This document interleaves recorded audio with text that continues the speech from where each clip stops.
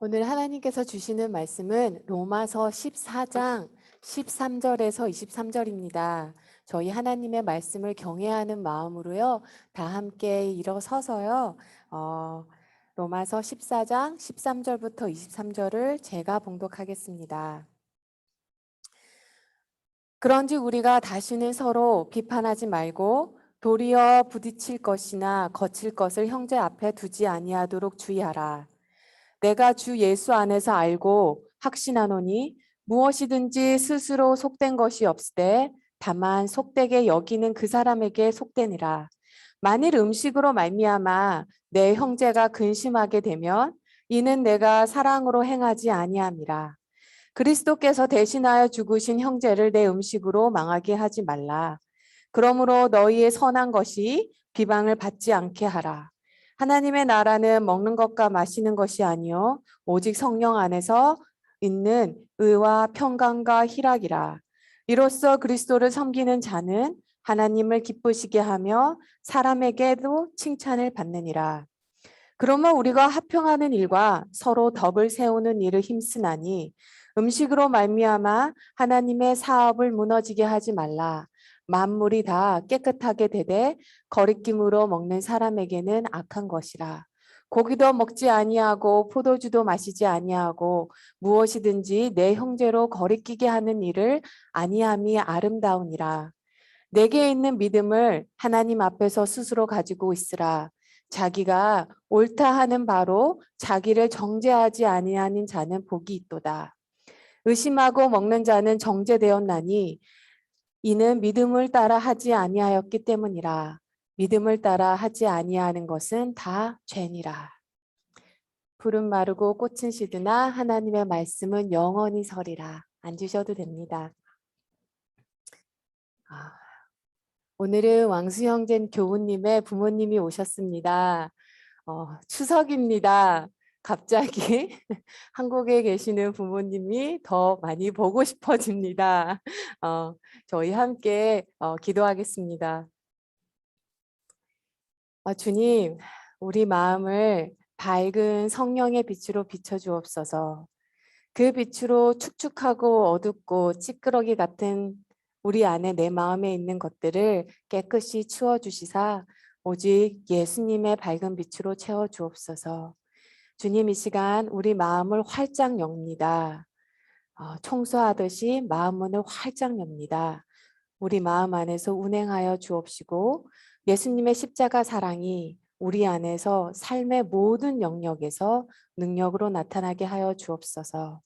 오로지 성경 말씀에 집중하게 하시고 하나님의 말씀만 분명하게 그러나 간결하게 본문에만 집중하게 하여 주옵소서.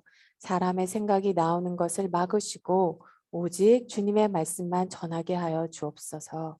하나님, 모든 교만과 방해로부터 이곳을 보호하여 주옵소서. 우리 가운데 운행하여 주옵소서. 예수님의 이름으로 기도합니다. 아멘.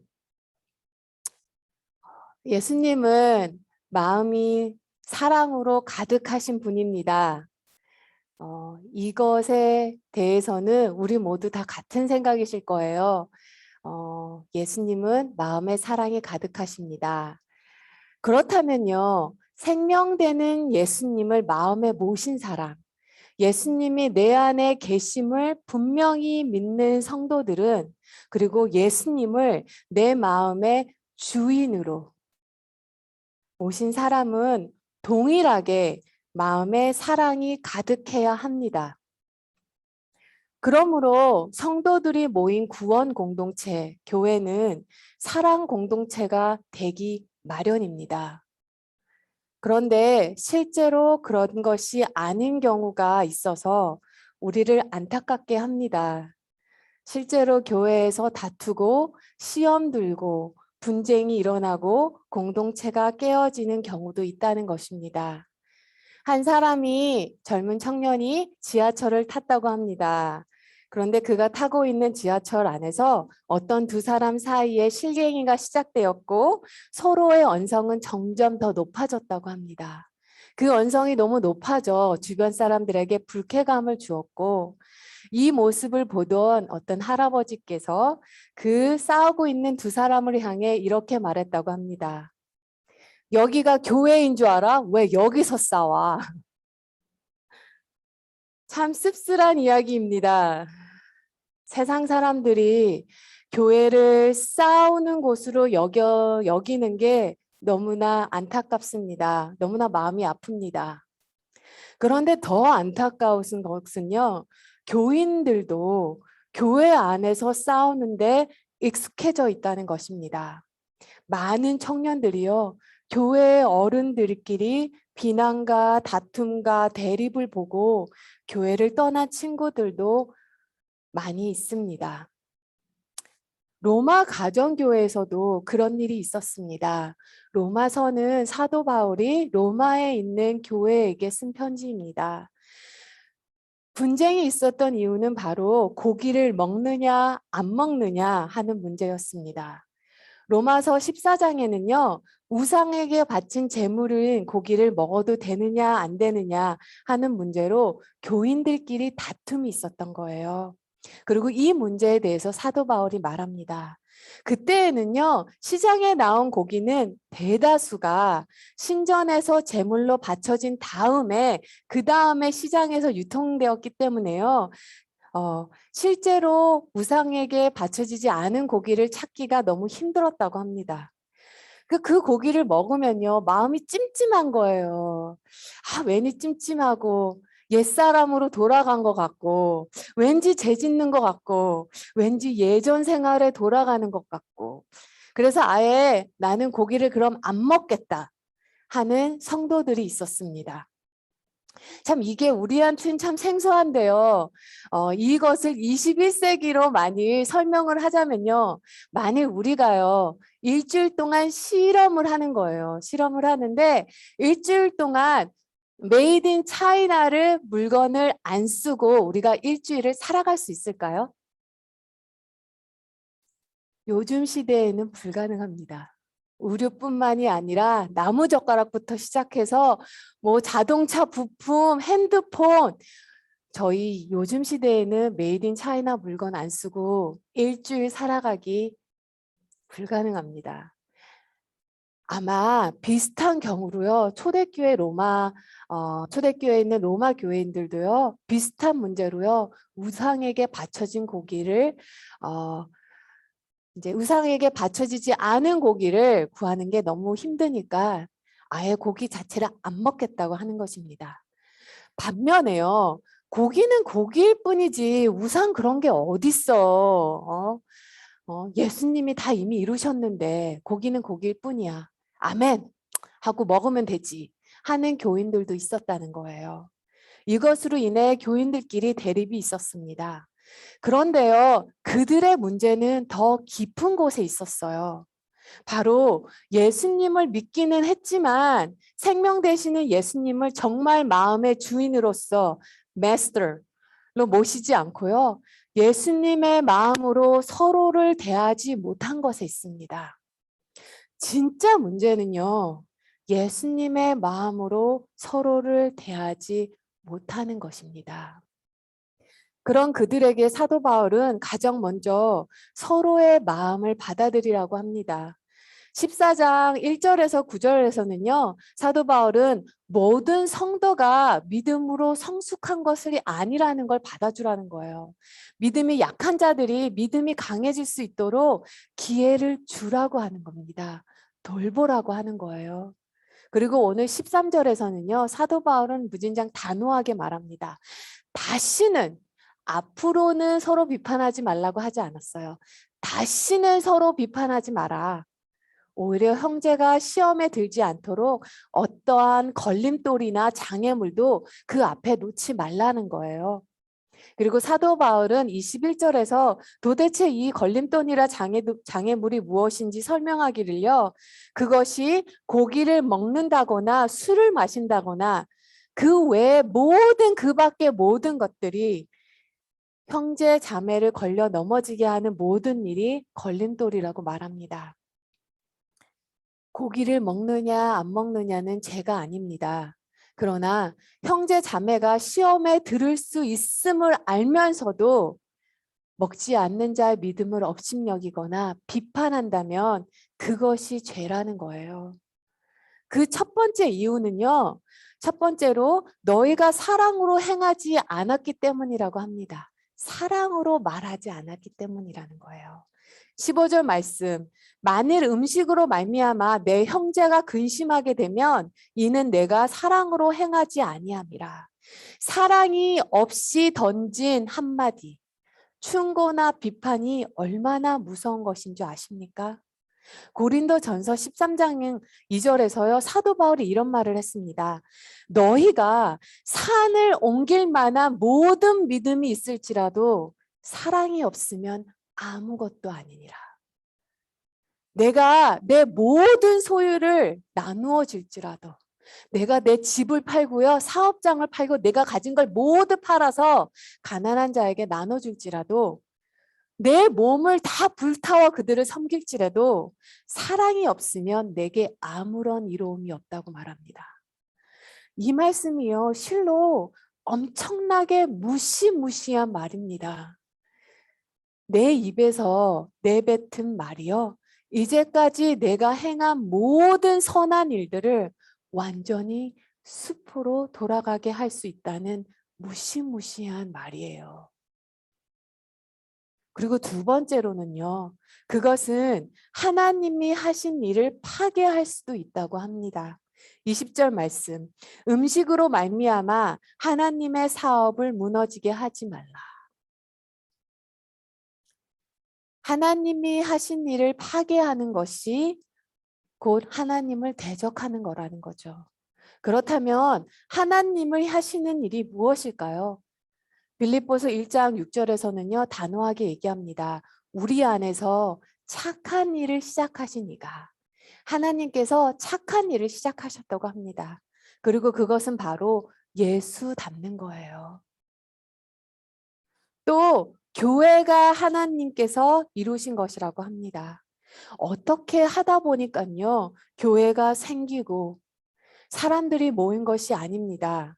하나님께서 우리를 구원하시려고 독생자를 보내시고 십자가를 지시고 우리의 죄를 대신하여 십자가에서 죽기까지 피 흘리셨습니다. 십자가에서 핏값을 주셨고요. 성령으로 임하여 하나 되게 하여 교회를 이루게 하셨습니다. 어쩌다 생긴 게 아니라는 거예요. 핏값을 주고 세우셨다는 것입니다. 그런데 어찌 그렇게 쉽게 싸우고 깨뜨릴 수 있느냐 말이에요. 하나님께서 어떻게 구원한 사람인데, 하나님께서 어떻게 세우신 교회인데, 우리가 교회에 모이는 일은 엄청난 하나님의 역사라는 것입니다. 그래서 분열이나 대립은 하나님이 하나 되게 하시는 것을 대적하는 거라는 것입니다. 예전에 한국 교회에서는요.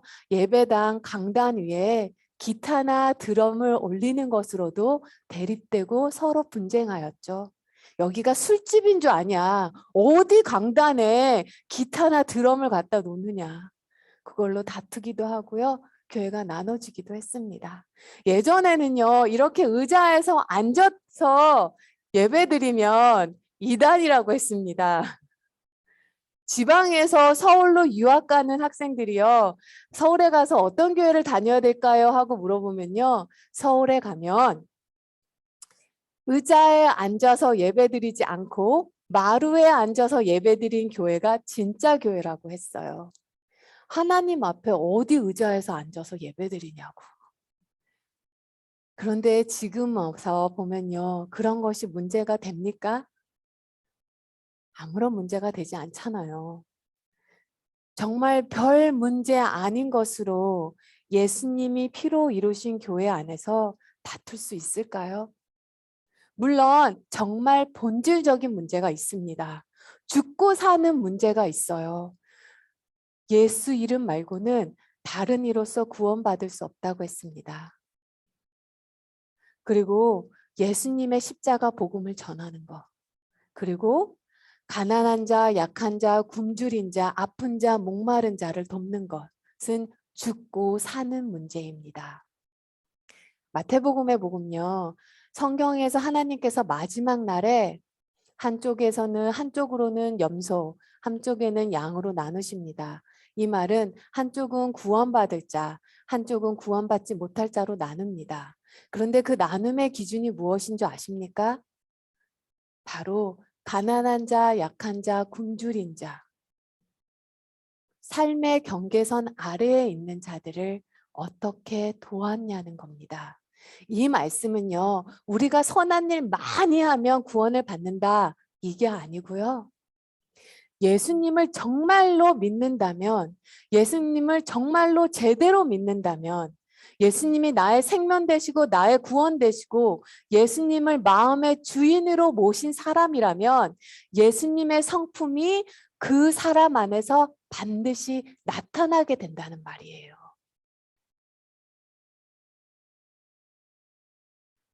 그 예수님의 성품 중에 하나가 바로 약한 자, 연약한 자, 가난한 자, 아픈 자를 돕는 마음과 손길이었다는 거죠. 그러나 우리가 삶을 들여다보았을 때요. 솔직히 말해 객관적으로 보았을 때요. 또 시간이 지나고 나면 지난 날을 돌이켜보면요. 정말 싸울 일도 아닌 걸 가지고 싸울 때가 얼마나 많은지 모릅니다. 그러니 우리가 교회 안에서 서로 다투고 얼굴 붉힐 일이 있으면 명심해야 합니다. 이 문제가 하나님께서 십자가와 성령으로 이루신 교회를 분열시킬 만큼 중요한 문제인가 아닌가. 자녀를 다룰 때도 마찬가지인 것 같아요. 이게 정말로 죽고 사는 문제인가? 그만큼 무게감이 무거운 문제인가? 정말 스스로 물어봐야 합니다. 사도 바울은 음식 먹는 거는 아니라는 거예요. 본질의 문제가 아니라는 것입니다. 그러니 이 일로 교우들이 시험에 들어 걸려 넘어져 되는 일은 하지 않을 것을 결단하라고 합니다. 결심하고 내가 다시는 비판하지 않을 거야. 결단을 하라고 합니다. 21절 말씀, 고기도 먹지 아니하고 포도주도 마시지 아니하고 무엇이든지 내 형제로 거리끼게 하는 일을 아니함이 아름다우니라. 사도 바울은요, 바로 이 문제를 가지고 고린도에 있는 교회들에게도 같은 내용으로 편지를 썼습니다. 그때 당시에는 이게 되게 큰 문제였던 것처럼 보인 것 같아요. 또한 주일을 토요일날 섬기냐 일요일날 섬기냐도 큰 문제였습니다. 왜냐하면 초대교회에서는요.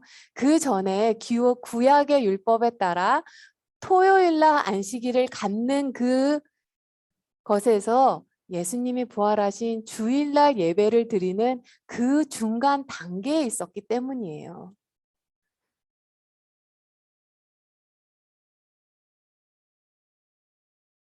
그래서 사도 바울이요. 고린도에 있는 교회들에게 편지를 쓰면서 사도 바울이 참 단호하게 얘기를 합니다. 그러므로 만일 음식이 내 형제를 실족하게 하였다면 나는 영원히 고기를 먹지 아니하여 내 형제를 실족하지 않게 하리라. 이 문제로 내 형제가 마음이 상한다면, 그래서 하나님으로부터 멀어진다면 내가 평생 고기를 안 먹겠다고 결단합니다. 우리는 형제 자매를 위해서 우리 안에 어떤 결단이 있었나요? 내가 괜찮다고 해서 다른 사람도 괜찮을 거라고 생각하면 안 됩니다. 이찬수 목사님께서요, 비유가 좋으신 분으로 되게 소문이 나셨어요. 본인도 비유가 참 좋다는 말씀을 자주 하시는데요. 워낙 비유가 좋으셔서 내시경을 마취를 하지 않고 하셨다고 합니다. 사람들도요, 마취 안 해도 할만하다는 또 말이 솔깃하셨나 봐요. 하여튼 그래서 이찬수 목사님께서 내시경을 어떻게 그게 가능했는지 몰라요. 내시경을 마취를 안 하고 하셨다고 합니다. 근데 할 말 하셨대요. 그리고 나서 사모님께서 내시경을 하시는데 목사님께서 괜찮다고, 그 마취 안 해도 할 만하다고, 해도 참을 만하다고. 그러니까 사모님은 아닌데, 아프다던데, 무지 아프다던데, 아닌 것 같은데 하셨대요.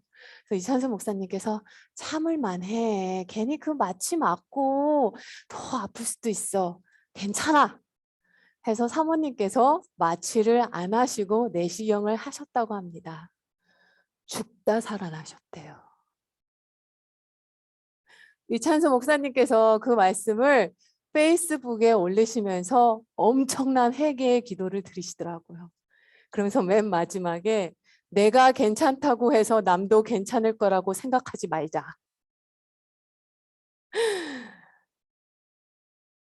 어, 내가 가지고 있는 신념이나 생각은 하나님 앞에 내 안에 간직하고 마음속으로 꺼리낌을 받는 사람들, 이것은 하면 안 되는데 하나님이 이걸 기뻐하지 않으실 것 같아 라고 생각하는 사람들이 있다면 비판하지 말고 그들의 믿음 약함을 업신여기지 말라고 하는 것입니다. 그것이, 그 사람이 그것이 하나님께서 기뻐하신 뜻대로 한다고 믿는다면 그것을 존중해 주라는 거예요. 믿음은 잘한다는 거죠. 비판받는 거 정말 두려운 일입니다. 사람은 80%의 칭찬보다 20%의 비판에 더 많이 무너지고 상처를 받습니다. 잘못했든 못했든 비판하는 말을 들으면 누구나 마음이 상합니다. 그러나 비판으로요, 그러므로 비판으로 형제 자매의 마음을 상하게 하지 말아야 한다는 것입니다. 그 사람을 위해서, 그 사람을 위해서 예수님은 죽으셨습니다. 예수님께서 그 사람이 정죄받지 않게 하기 위해서 예수님께서 십자가에서 대신 정죄받으셨어요. 우리가 버림받지 않게 하시기 위해서 예수님께서 대신 버림받으셨습니다.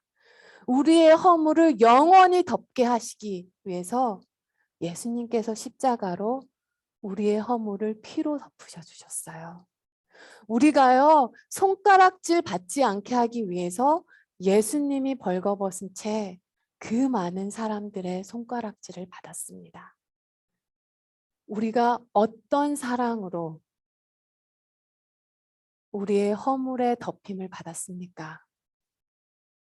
그런데 어떻게 다른 사람의 허물을 들추어 지적할 수 있을까요? 아마 어떤 분들은요, 잘못한 것은 잘못했다고 비판을 해야지 발전이 있지. 무조건 비판하지 말라 그러면 어떻게 이 세상이 변화가 되겠냐고, 어떻게 우리가 발전할 수 있겠냐고 물을 수도 있습니다. 그렇습니다. 잘못된 것은 바로 잡아야 됩니다. 죄는 악한 것입니다. 악은 그 형태를 버려야 합니다. 그러나 비판으로는 아니라는 거예요. 비판이 변화를 가져오지 않기 때문입니다. 우리 자녀들이 비판에서 변했습니까? 가정도 비판으로 변하지 않습니다. 교회도 비판으로 변하지 않아요. 한국 교회가 잘못을 지적하는 사람이 부족해서 아직도 변화되지 않는 것일까요, 과연? 그렇지 않습니다. 내가 정말 열심히 비판했더니 내 자녀가 변했다라는 말 들어보신 적 있으신가요? 비판으로는 변하지 않는다는 거예요. 진정한 변화는 하나님께서 이루게 하신다는 것입니다. 나의 안에 거하라. 나는 포도나무요 너희는 가지니 내가 내 안에 거하면 너희가 많은 열매를 맺으리니. 오직 하나님께서 하신 일을 붙잡을 때 변화된다는 것입니다. 본질이 아닌 문제로 형제가 시험에 든다면, 그래서 그 형제가 주님의 형상을 담는 것에 걸림돌이 된다면, 주님, 제가 먼저 은혜 받은 제가 여기서 스탑하겠습니다. 예수님께서 그를 위하여 생명을 내어주셨다면 저는 나의 이 작은 권리, 작은 자유도 내어주겠습니다. 결단하고 나아가는 거예요. 우리가 이렇게 주님 바라보고 결단하게 살 때 변화가 시작됩니다.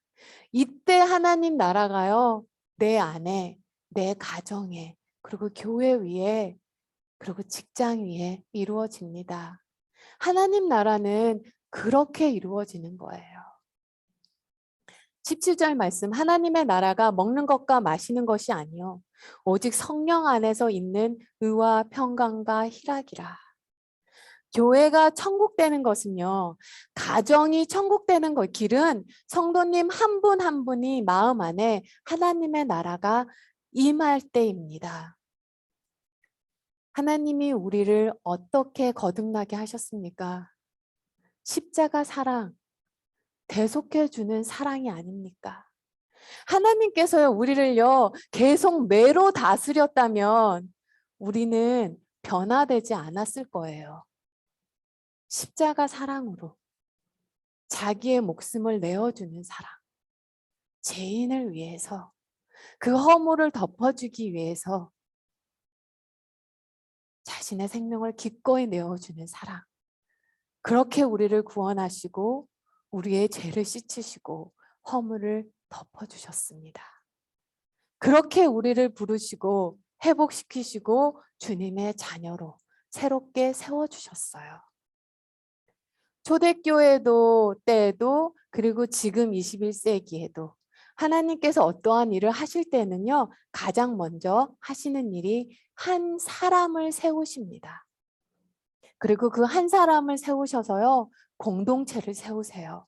그리고 그 구원 공동체를 통해서요, 예수님께서 이 땅에 계셨을 때 하셨던 일들을 성령 하나님을 통하여 우리로부터 그 일을 이루게 하십니다. 사랑하는 성도 여러분, 혹시 미라는 단어 다들 아시죠?